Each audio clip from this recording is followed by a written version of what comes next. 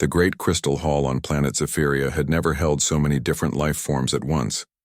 847 species sat in their special seats, each one made for their different body shapes. Some had 6 legs, others had tentacles, instead of arms. Some breathed air like humans, others needed special gas masks. Some were as small as cats. Others were as big as elephants. Chancellor Vexcar of the Arxilian Empire stood at the center podium. His blue skin shimmered under the crystal lights, and his 4 eyes looked out at the crowd with satisfaction. Today was a historic day. Today they would decide what to do with the newest species they had found, the humans of planet Earth. "My fellow beings," Chancellor Vexcar said, his voice carrying through translation devices to every creature in the hall. "We have all studied the reports about this new world called Earth. We have watched these creatures called humans for 3 years now." A ripple of laughter went through the crowd. Many species had indeed watched the humans, and what they saw made them laugh. The humans were always fighting each other. They had wars over pieces of land, over resources, over ideas. They killed each other with primitive weapons that shot metal bullets. They polluted their own air and water. They seemed to hate each other more than they hated any outside enemy. "These humans," continued the Chancellor, "are barely more advanced than wild animals. They cannot even unite their own planet. They fight endless wars with crude weapons. They destroy their own environment. They are weak, divided, and stupid." More laughter filled the hall. A creature that looked like a giant spider clicked its mandibles in amusement. A being made of living rock rumbled with what sounded like chuckling. Even the peaceful plant-like beings from the verdant world swayed their branches in a way that showed they found it funny. "I have seen their so-called armies," said Ambassador Theclon from the warrior caste of Proxima. "They march in straight lines. They use gunpowder weapons. My younglings play with better toys than their best soldiers carry. Their cities are made of primitive concrete and steel," added Trademaster Zil-Oth from the Builder Federation. "One of our construction drones could level their largest city in an hour." Chancellor Vexcar raised one of his forearms for silence. "This brings us to today's vote. The Galactic Mining Consortium needs new workers for the deep core excavations in the Outer Rim. The work is dangerous. It requires beings who can survive in harsh conditions, who do not need expensive life support, and who can be replaced easily when they die." The hall grew quiet. Everyone knew what this meant. They had done this before with other primitive species. Find a world with creatures smart enough to work, but too weak to fight back. Take the creatures from their world. Make them work in the mines and factories until they died. Then find more. "Humans are perfect for this work," the Chancellor continued. "They are strong enough to carry heavy loads. They are smart enough to follow simple orders. But they are too primitive to resist us. They cannot even make peace with each other, let alone fight against our advanced technology." "What about their weapons?" asked a voice from the crowd. It came from General Keck's tool of the hegemony military forces. "Some of their nations have nuclear weapons." The Chancellor's 4 eyes blinked in what looked like amusement. "Nuclear weapons? How primitive. We had better weapons 10,000 years ago. Their strongest bombs would barely scratch the hull of one of our transport ships, and besides, they are more likely to use those weapons on each other than on us." This brought another wave of laughter from the crowd. It was true. The humans seemed to love fighting each other more than anything else. They had come close to destroying themselves with nuclear war several times, only stopping at the last moment. "I have studied their military tactics," said war leader Hexnum from the battle-sworn clans. "They use formations that are thousands of years old. They rely on supply lines that can be cut easily. They communicate with radio waves that we can jam or intercept. Fighting them would be like fighting children with sticks. Their technology is laughably backward," added Chief Scientist Velcor from the Research Collective. "They still use chemical rockets to reach their own moon. They think faster than light travel is impossible. They do not even have basic energy shields. One of our patrol ships could conquer their entire world." Chancellor Vexcar smiled, showing rows of sharp teeth. "Then let us vote. All in favor of classifying humans as a slave species and granting mining rights to the Hegemony Consortium?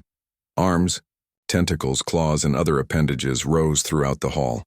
The counting began. One species after another voted yes. The peaceful plant beings voted yes. The warrior races voted yes. The traders voted yes. Even the species that usually stayed neutral voted yes. The final count was announced. 847 votes for enslaving humanity. 0 votes against. The crowd erupted in cheers and laughter. Many beings were already planning how to profit from this decision.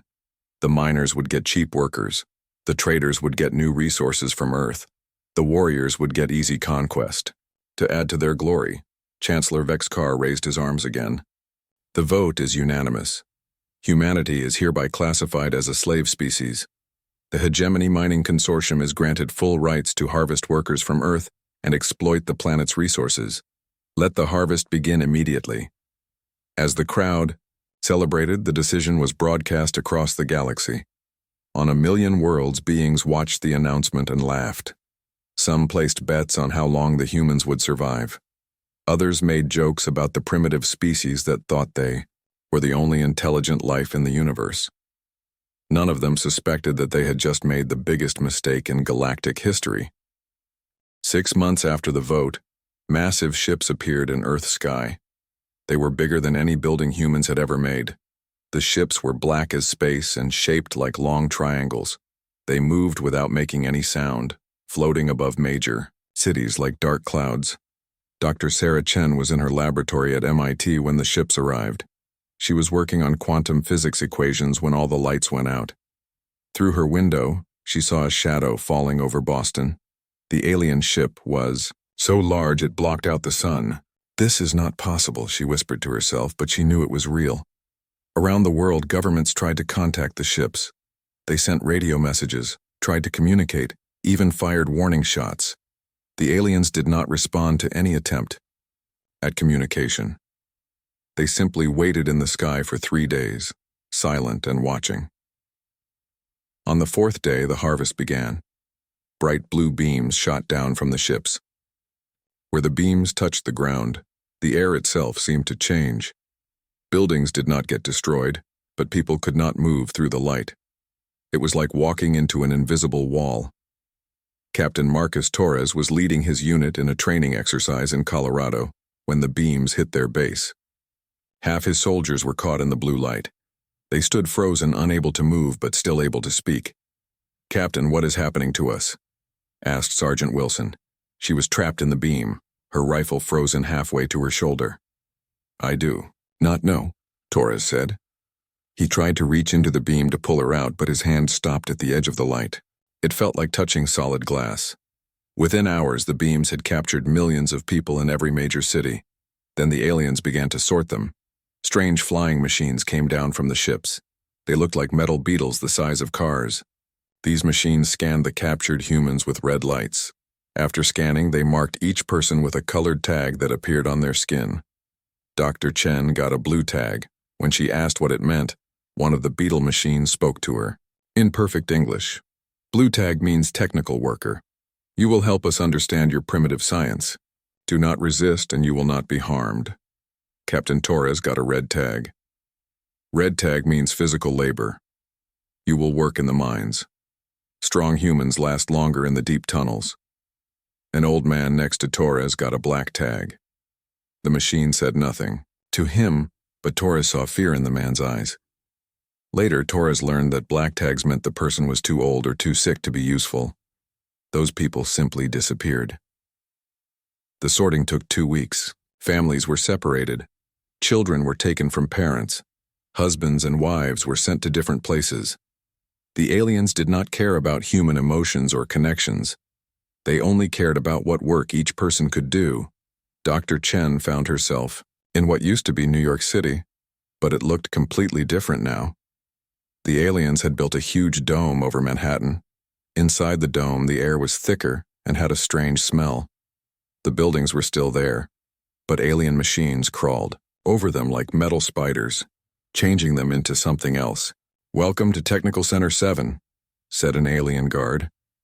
It looked like Chancellor Vexcar from the broadcast, with blue skin and 4 eyes. "You will work 12 hours each day. You will study human technology and explain it to us. You will help us understand why your machines are so primitive. Dr. Chen was put in a room with 50 other scientists and engineers. They had computers, but the computers were watched by alien machines.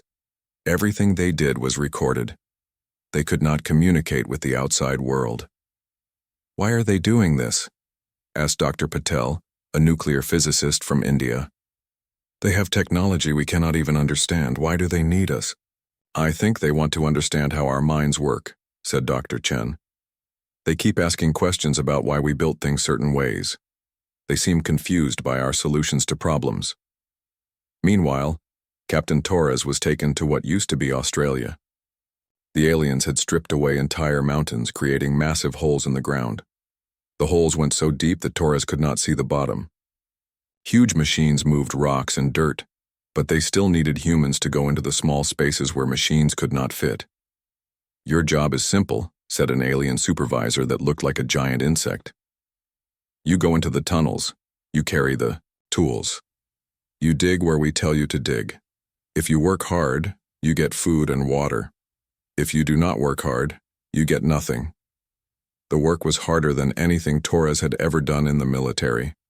The tunnels were hot and dark. The air was thin and hard to breathe. Many humans collapsed from exhaustion. When someone fell, the aliens simply dragged them away and brought in someone new. But Torres noticed something the aliens did not expect. The humans were adapting. They found ways to help each other that the aliens could not see. They shared food when the guards were not looking. They created secret signals to warn each other of danger. They began to organize. These aliens think they understand us, Torres whispered to another prisoner during a rest break. They think we are just dumb animals, but they are wrong. They do not know what humans can do when we work together. Back in Technical Center 7, Dr. Chen was making her own discoveries.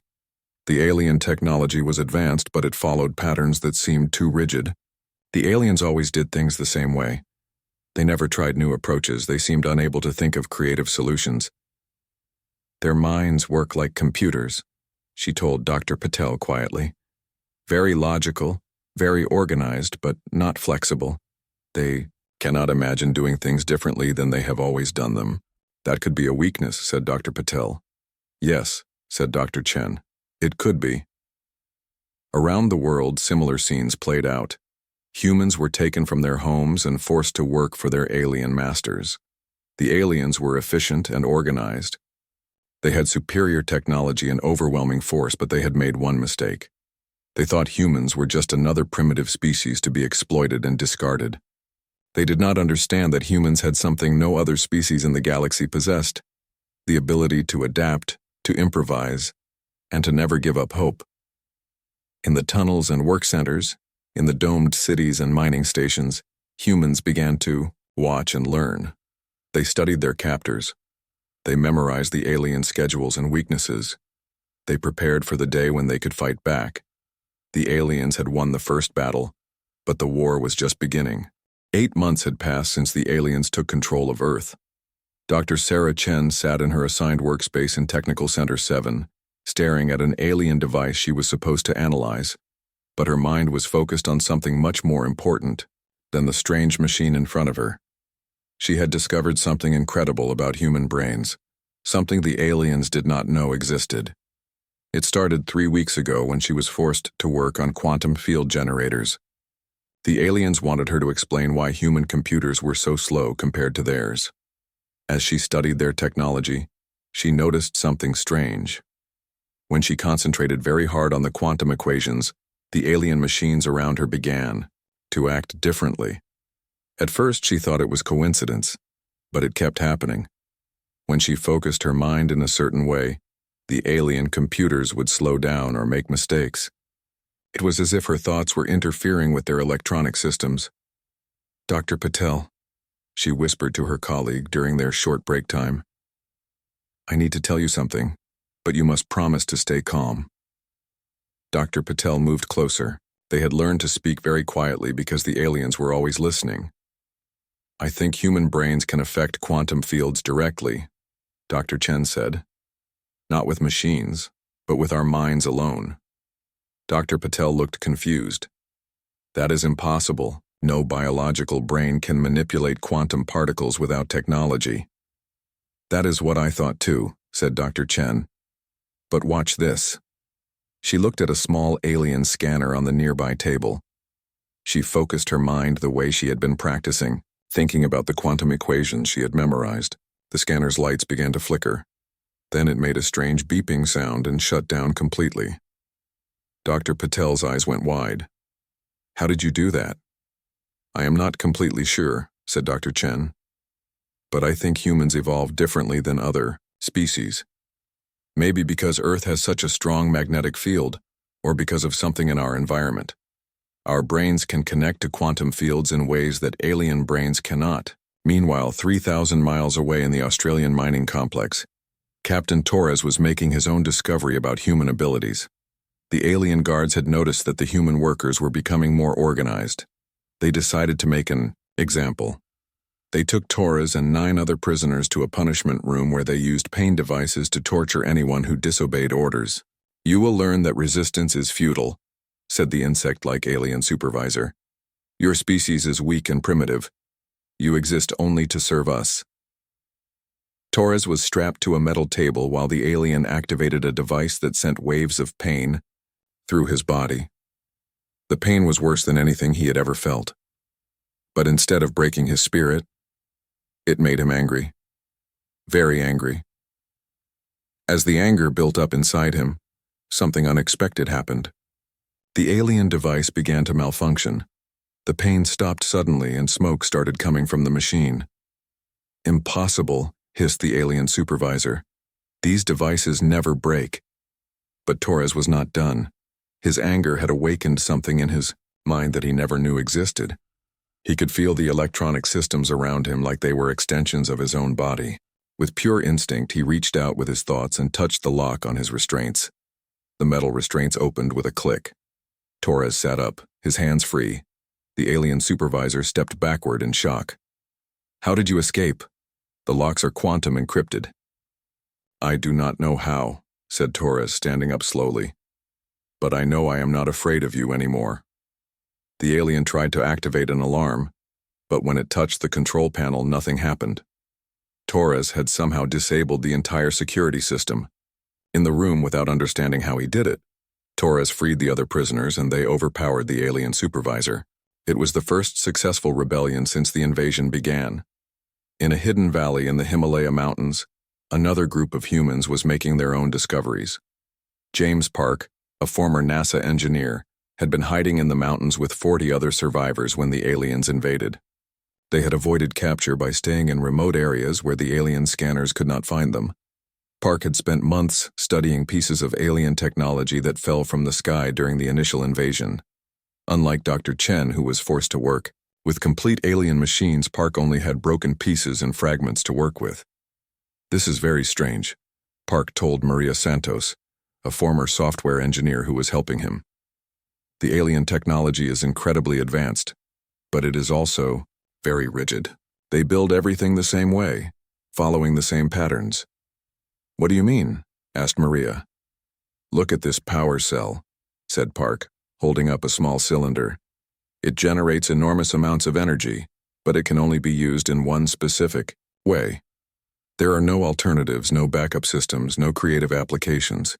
It is like they cannot imagine using their technology differently than it was originally designed. That seems like a weakness, said Maria. Exactly, said Park. And I think I know why. Their technology is so advanced that they never had to be creative. They just follow instructions that worked for thousands of years. But we humans have always had to be creative because our technology was not good enough. We had to find new ways to solve problems. Park had been secretly modifying the alien technology, combining it with human engineering in ways the aliens never considered. The results were impressive. He had created communication devices that could not be detected by alien scanners. He had built weapons that used alien power sources but human targeting systems. We need to contact the other resistance groups, said Park. I think I found a way to fight back. Back in Technical Center 7, Dr. Chen was teaching other scientists how to use their quantum abilities. She discovered that not all humans could do it, but about 1 in 10 people had the natural talent. With practice, they could disable alien electronics, interfere with communication systems, and even disrupt the force fields that kept them imprisoned. "We are ready," she told Dr. Patel. "Tomorrow, during the shift change, we make our move." In the Australian mining complex, Captain Torres had secretly organized 200 prisoners. They had learned to hide their activities from the alien supervisors by using hand signals and coded messages.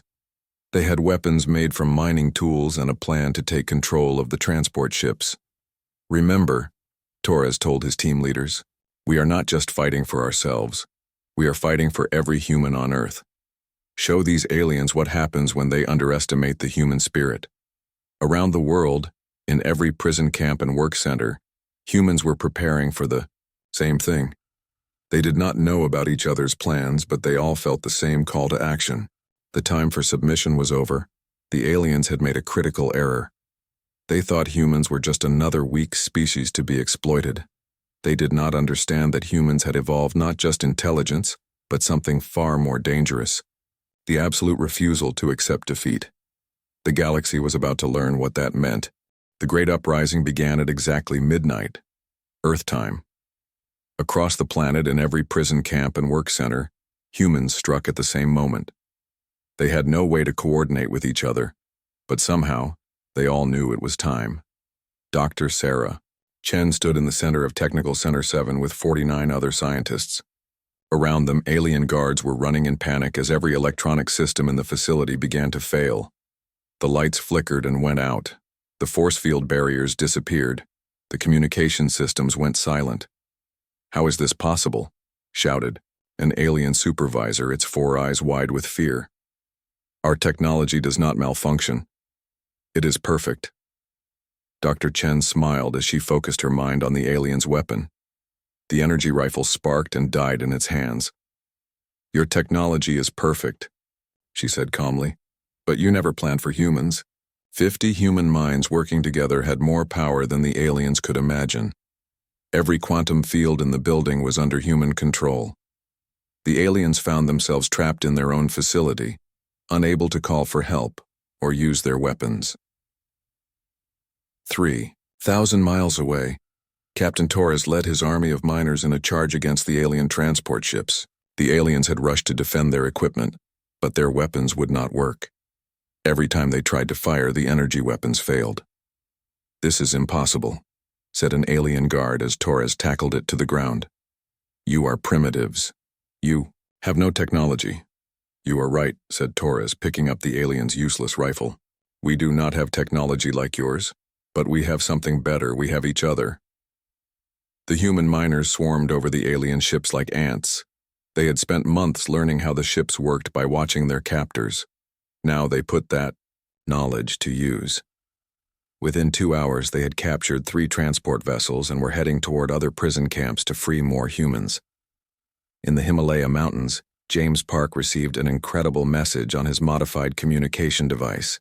It was a signal from Dr. Chen in New York, somehow reaching him across the world despite all alien jamming. "This is Dr. Sarah Chen from Technical Center 7. We have taken control of our facility. The aliens' weapons do not work against us. Repeat, their weapons do not work. All resistance groups, now is the time to attack." Park could hardly believe what he was hearing. He had been planning small raids to steal supplies. He never imagined a full-scale rebellion was possible. "Maria," he called to his engineering partner, "change of plans. We are not hiding anymore. We are going to war." Park's group had been building weapons and vehicles for months using stolen alien technology combined with human creativity. They had aircraft that the aliens could not detect, and weapons that used quantum effects the aliens did not understand. Most importantly, they had 40 humans who refused to give up. "Remember," Park told his team as they prepared to leave their mountain hideout, "we are not trying to win a fair fight. We are trying to survive and free our people. Use every advantage we have." Across the planet, the story was the same. In what used to be London, a group of captured teachers and office workers had somehow turned their work facility into a fortress. In former Tokyo, Construction workers had built siege engines, using alien materials and human engineering. In the ruins of Cairo, a team of doctors and nurses had created weapons that disrupted alien biology. The aliens were completely unprepared for this kind of warfare. Their military doctrine was based on fighting other species who used technology, similar to their own. They expected logical tactics, predictable strategies, and conventional weapons. Instead, they faced humans who fought with passion, creativity, and complete disregard for military rules. Human tactics made no sense to alien minds. Humans would sacrifice themselves to save strangers. They would fight hopeless battles just to buy time for others to escape. They would use their own bodies as weapons when nothing else was available. Chancellor Vexkar received the first reports from Earth while he was attending a dinner party on Zephyria. At first he thought it was a joke. "The humans are doing what?" he asked his military advisor. "They have somehow disabled our technology across the entire planet," said General Kextol, his voice shaking with disbelief.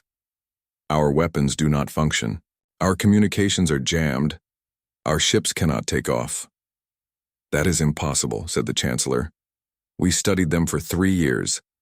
They are primitives with crude technology. They do not even have energy shields." "I know what our studies said," replied the general. "But our forces on Earth are reporting that human thoughts can somehow interfere with quantum fields. They are manipulating our technology with their minds." The dinner party had gone silent. Representatives from dozens of species listened in shock as more reports came in from Earth. The humans were not just fighting back, they were winning. On Earth, Dr. Chen had connected with resistance groups around the world using the Alien Communication Network. She discovered that humans everywhere were showing the same quantum abilities. Some were better at it than others, but the talent was spread throughout the human population. "We need to coordinate our efforts," she told the other group leaders during their first global resistance meeting. "The aliens still have ships in orbit. They will try to bring reinforcements." Captain Torres, speaking from a captured alien ship, had a different idea. "Why wait for them to attack us? We have their ships now. We have their weapons. Let us take the fight to them." "You want to attack their orbital fleet?" asked a resistance leader from Europe. "That is suicide." "Maybe," said Torres. "But staying on Earth is also suicide. They will eventually bring enough forces to overwhelm us. Our only chance is to hit them before they can organize." James Park agreed with Torres. "The captain is right. I have been studying their technology for months. Their ships are powerful, but they depend too much on automation. If we can get close enough to disrupt their computer systems with our quantum abilities, we can capture their entire fleet." Dr. Chen felt a mixture of fear and excitement. 6 months ago, she had been a quantum physicist working in a laboratory. Now she was planning to attack an alien space fleet with weapons she barely understood and abilities that should not exist. "All right," she said. "Let us show the galaxy what humans can really do." The rebellion had begun as desperate people fighting for their freedom, but it was becoming something much bigger. It was becoming proof that humans were not the weak, primitive species the aliens thought they were. The galaxy was about to learn that when humans fight together, they become unstoppable. 1 year after the vote to enslave humanity, the Great Crystal Hall on planet Zephyria was filled with the same 847 species. But this time, they were not laughing. This time, they were afraid. Outside the Crystal Hall, massive human ships hung in the sky like dark stars. The ships were built from captured alien technology, but they looked different from anything the galaxy had ever seen. They were sleek and powerful, but they also had something that alien ships lacked. They had the creative touch of human engineering. Admiral Sarah Chen stood at the same podium where Chancellor Vexkar had once mocked humanity. She wore a simple blue uniform, but everyone in the hall could feel the power that surrounded her. Behind her stood Captain Torres, now General Torres, and James Park, now Chief Engineer of the human fleet. The 3 humans looked out at the assembled alien species with calm confidence. These were the same beings who had voted to enslave their Reor people. The same beings who had laughed at human weakness. Now those beings sat in terrified silence. "Honorable delegates," Admiral Chen began, her voice carrying clearly through the translation devices. 1 year ago, you voted to make my species slaves. You called us primitive. You called us weak. You said we were barely more than animals. Ripple of nervous movement went through the crowd. Many aliens looked down at their seats, unable to meet her eyes.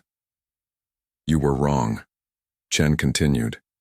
You did not understand what humans really are. You saw our wars and thought we were violent. You saw our divisions and thought we were weak. But you missed the most important thing about humanity. She paused and looked directly at Chancellor Vexkar, who was sitting in his special seat near the front. The Chancellor's blue skin had turned pale and his 4 eyes were wide with fear. You missed our ability to grow, Chen said. You missed our refusal to accept defeat. Most importantly, you missed something that no other species in this galaxy possesses. Humans can manipulate quantum fields with our minds alone. Gasps echoed through the hall. Many species had heard rumors about human abilities, but this was the first time it had been confirmed by a human leader. This ability makes us unique in the galaxy, Chen explained. We can disable your technology with a thought. We can turn your own weapons against you. We can do things with quantum mechanics that your computers cannot even calculate. To demonstrate her point, Admiral Chen focused her mind on the lighting system in the hall. Every light began to dim and brighten in perfect rhythm, like a slow heartbeat. The aliens watched in amazement and terror as she controlled their technology without touching anything. But, Chen said, and the lights returned to normal, we did not come here for revenge. This statement surprised everyone in the hall. Many aliens had expected the humans to demand the destruction of species that had voted to enslave them. We came here to offer you something better, Chen continued. We came to offer you protection. General Torres stepped forward. While you were voting to enslave us, other threats were growing in the galaxy. The devourer swarms from the Dark Nebula have begun moving toward inhabited systems. The Machine Collective has started converting entire planets into factories. The Shadow Empire has been secretly building weapons that can destroy stars. The hall erupted in concerned whispers. These were threats that the Galactic Council had been ignoring or denying for years.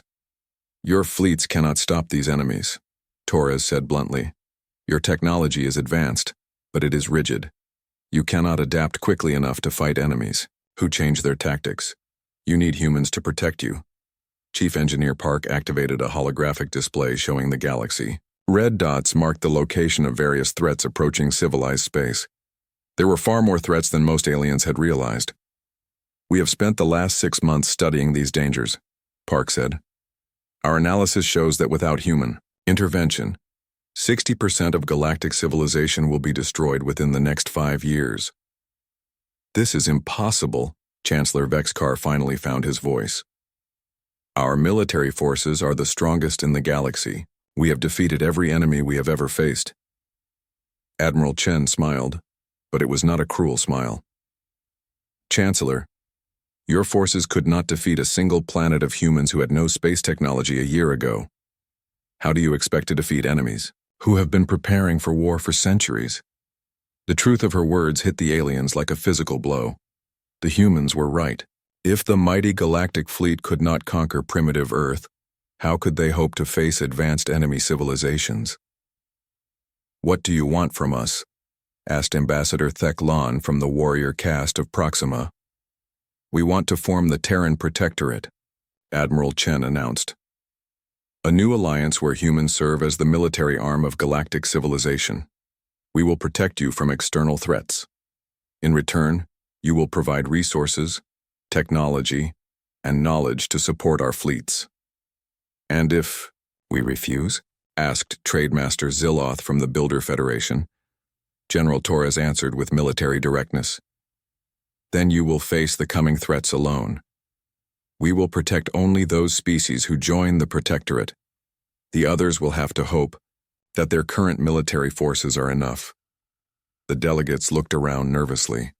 They all knew their military forces would not be enough. We will need to vote on this proposal, said Chancellor Vexkar weakly. Of course, said Admiral Chen. Take all the time you need, but remember that while you debate, the devourer swarms are getting closer. The vote was held immediately. This time it was not unanimous.